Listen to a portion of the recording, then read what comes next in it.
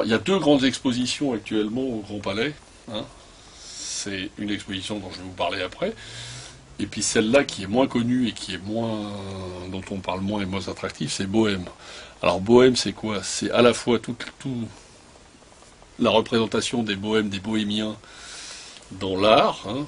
On en parle beaucoup, les bohémiens en ce moment, on ne les appelle plus comme ça, mais bon, du Moyen-Âge, du XVIe siècle et tout ça, jusqu'au mouvement de la bohème qu'on a appelé au XIXe siècle, c'est-à-dire tout le mouvement un peu des poètes maudits, Baudelaire, Verlaine, et puis le dernier c'est Rimbaud.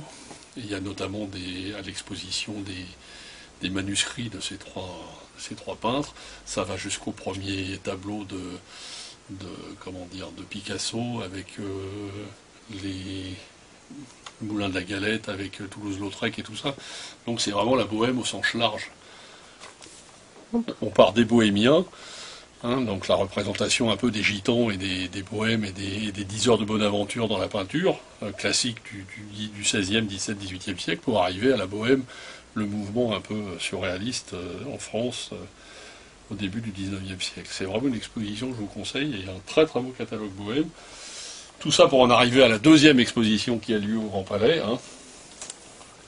Il y en a certains qui ne connaissaient pas, mais bon, ils vont maintenant connaître, hein, grâce à cette plus grande exposition dans le monde qui a eu sur ce grand peintre, qui est très certainement des peintres les plus célèbres, non pas en tant que peintre, mais en tant que poster dans les chambres des enfants. C'est Edward Hopper, qui est considéré comme un des plus grands peintres du XXe siècle et le plus grand peintre américain. C'est une exposition absolument superbe, parce qu'il y a à peu près 70% de son œuvre qui est représentée, notamment, ce qui est intéressant, tout son travail de gravure qu'il a fait, on dirait même de la bande dessinée, ça ressemble à, pour ceux qui connaissent, à des débuts de Flash Gordon ou de Jim la Jungle.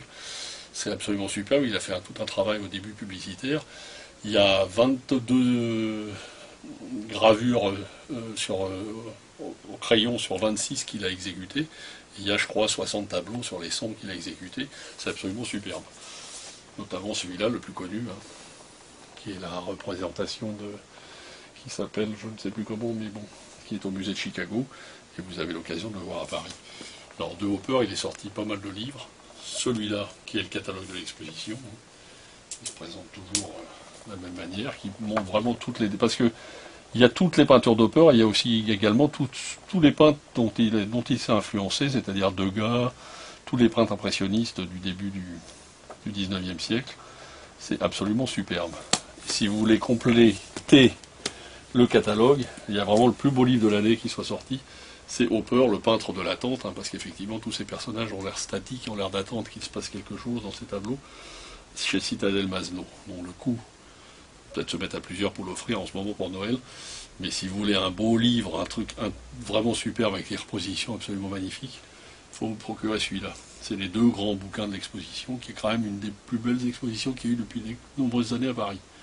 Il faut se précipiter, il y a beaucoup d'attentes, mais ça vaut le coup. Edward Hopper, chez Citadel Masno, et le catalogue de l'exposition à la réunion des musées nationaux.